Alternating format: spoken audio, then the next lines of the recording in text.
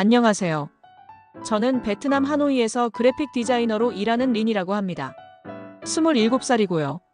제가 처음 서울을 가게 된 건 정말 우연이었어요. 회사에서 새로운 프로젝트를 진행하게 됐는데 주제가 바로 서울 감성 디자인 트렌드 조사였거든요. 사실 저는 한국 드라마를 몇 편 본 적은 있지만 한국에 가본 적은 없었어요. 그냥 드라마에서 봤던 그 감성이나 좀 보고 오자 하는 가벼운 마음으로 비행기 티켓을 끊었죠. 김포공항에 도착했을 때 첫 느낌은 깔끔하다였어요.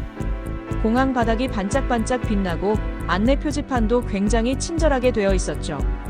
하노이 공항과는 확연히 다른 느낌이었어요. 공항 밖으로 나가니 버스 정류장이 보였는데 사람들이 줄을 서서 차례대로 타더라고요. 아무도 밀치거나 새치기 하지 않았어요. 저는 그 모습이 너무 신기했어요. 이 나라 사람들은 참 다르구나 싶었죠. 버스에 타고 창밖을 보니 거리가 정말 깨끗했어요. 쓰레기가 거의 보이지 않았고 건물들도 질서정연하게 늘어서 있었죠. 신호등도 잘 지켜지고 횡단보도에서는 차들이 보행자를 먼저 보내주더라고요. 저는 그 순간 질서라는 단어를 떠올렸어요. 질서 속에 배려가 살아 숨쉬는 도시.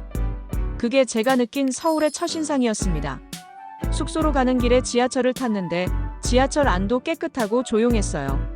사람들이 큰 소리로 통화하거나 떠들지 않았죠. 그리고 노약자석이 따로 마련되어 있고 사람들이 그 자리를 정말 비워두더라고요. 저는 이 작은 배려들이 모여서 큰 문화를 만드는구나 하고 생각했어요. 그날 밤 숙소에 도착해서 창밖을 내다보며 생각했죠. 이 도시는 뭔가 특별해. 그리고 그 느낌은 틀리지 않았어요. 서울은 정말 특별한 곳이었으니까요. 다음 날 아침, 저는 회사 미팅 장소로 가기 위해 지하철을 탔어요. 그런데 제가 노선도를 잘못 봐서 반대 방향 지하철을 타버렸더라고요. 당황해서 어쩔 줄 몰라 하고 있는데 옆자리에 앉아 계시던 한국 중년 여성분이 제게 말을 걸었어요. 물론 한국어였기 때문에 저는 하나도 못 알아들었죠.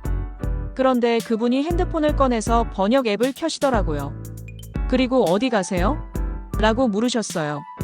저는 미팅 장소 주소를 보여드렸고 그분은 제가 잘못한 걸 바로 알아차리셨어요. 내려서 반대편 타세요. 제가 안내해드릴게요 라고 하시면서 정말로 저를 데리고 내리셨어요. 그리고 반대편 플랫폼까지 저를 직접 안내해 주셨죠. 저는 너무 감사해서 Thank you so much 라고 했는데 그분이 웃으면서 괜찮아요. 배고프면 이거 드세요 라고 하시며 가방에서 김밥 한 줄을 꺼내 주셨어요.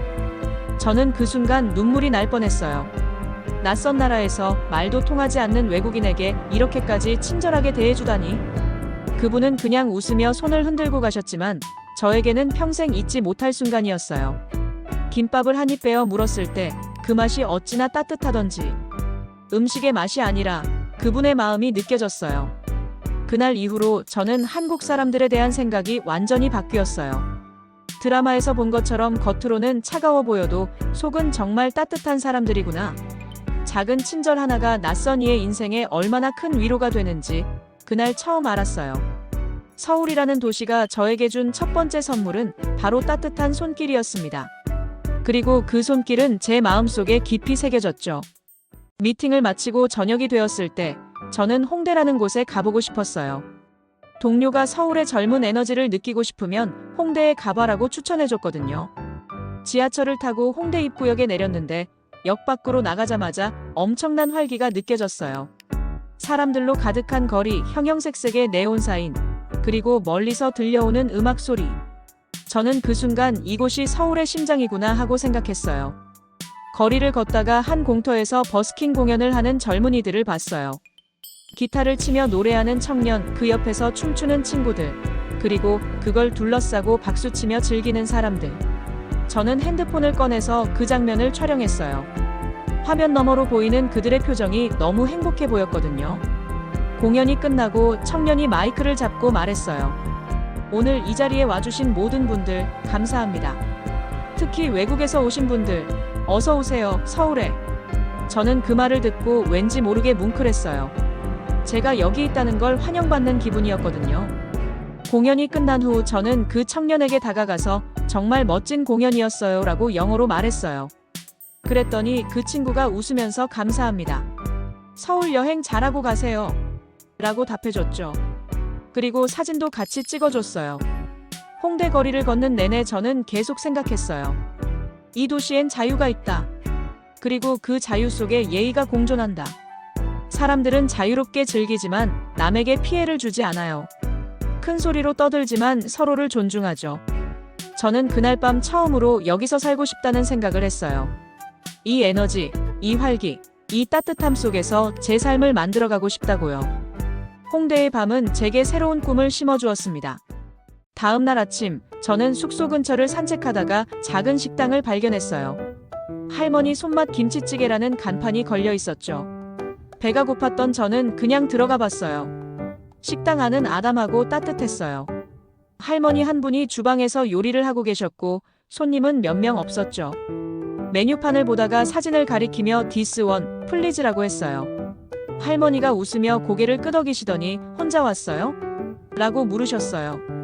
저는 yes, 언론이라고 대답했죠. 할머니는 괜찮아요, 많이 먹어요 라고 하시며 주방으로 들어가셨어요. 잠시 후 김치찌개가 나왔는데 그릇이 정말 컸어요. 밥도 한 그릇 가득, 반찬도 여러 가지 나왔죠. 저는 깜짝 놀라서 할머니를 봤는데 할머니는 그냥 웃으며 맛있게 먹어요 라고 하셨어요. 저는 첫 술을 떠서 입에 넣었어요. 뜨겁고 얼큰하고 진한 맛이 입안 가득 퍼졌죠. 그 순간 왠지 모르게 눈물이 날 것 같았어요. 김치찌개를 먹으면서 저는 고향 생각이 났어요. 하노이에 계신 엄마가 끓여주시던 쌀국수가 생각났죠. 그런데 이상하게도 외롭지 않았어요. 오히려 마음이 편안했어요. 낯선 도시, 낯선 식당에서 낯선 할머니가 해주신 음식을 먹고 있는데 집에 있는 것처럼 편안했거든요. 식사를 마치고 계산을 하려고 하는데 할머니가 또 오세요라고 하시며 손을 흔드셨어요. 저는 생크 유소 머치라고 몇 번이나 말하며 나왔죠. 그리고 식당 문을 나서는 순간 깨달았어요. 이 도시에는 낯선 이를 품는 힘이 있구나. 김치찌개 한 그릇이 제게 준 건 음식이 아니라 한국인의 정이었어요. 그 정은 어떤 말로도 설명할 수 없는 마음으로 느껴지는 것이었습니다. 일주일간의 출장을 마치고 하노이로 돌아왔어요. 공항에서 택시를 타고 집으로 가는 동안 저는 계속 창밖을 봤어요. 익숙한 거리, 익숙한 풍경, 익숙한 소음. 그런데 이상하게도 마음이 공허했어요. 내가 왜 이러지? 싶었죠. 집에 도착해서 짐을 풀고 샤워를 하고 침대에 누웠어요. 그리고 핸드폰을 켜서 서울에서 찍은 사진들을 보기 시작했어요.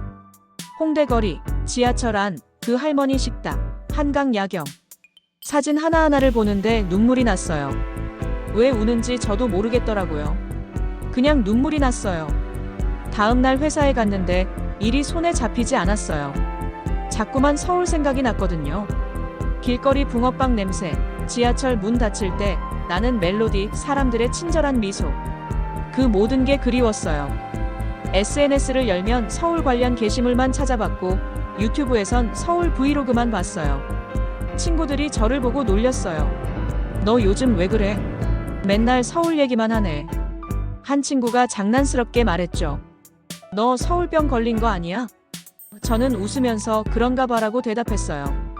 그런데 집에 돌아와서 생각해보니 정말 그랬어요. 저는 서울병에 걸린 거예요. 밤에 잠을 자려고 하면 서울의 밤거리가 떠올랐어요. 아침에 일어나면 그 할머니 식당의 김치찌개가 생각났죠. 이건 단순한 여행의 추억이 아니었어요. 마치 제 마음의 일부를 서울에 두고 온 것 같았죠. 아니, 어쩌면 서울이 제 마음속에 들어온 건지도 몰라요. 저는 그때 깨달았어요. 서울은 제게 단순한 여행지가 아니라 마음의 고향이 되어버렸다는 걸요. 출장 보고서를 작성하면서 저는 서울에서 느낀 모든 것을 담으려고 노력했어요. 단순히 디자인 트렌드만 조사한 게 아니라 그 디자인 뒤에 숨어있는 한국인의 정서를 이해하게 됐거든요. 보고서 제목은 서울 감성 디자인 기술이 아닌 마음으로 만드는 아름다움이었어요. 프레젠테이션 날, 저는 회의실에서 동료들과 상사 앞에서 발표를 했어요. 파워포인트 첫 장에는 홍대 거리 야경 사진이 있었죠. 서울의 디자인은 화려하지 않습니다. 하지만 따뜻합니다 라고 시작했어요. 그리고 제가 서울에서 본 간판들, 카페 인테리어, 지하철 안내 표지판, 심지어 편의점 포장지까지 보여줬어요. 보세요. 이 모든 디자인엔 공통점이 있어요. 깔끔한 폰트, 절제된 색감, 그리고 사용자를 배려하는 레이아웃.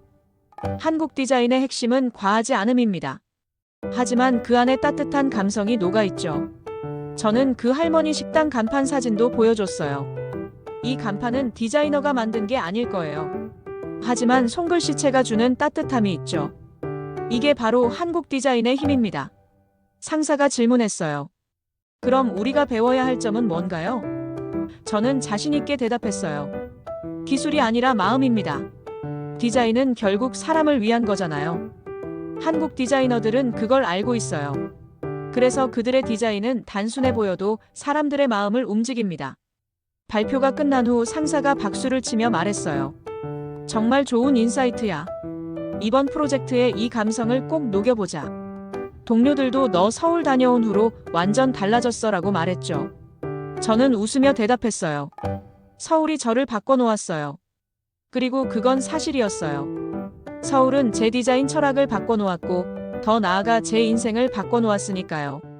프레젠테이션 이후 1년이 흘렀어요.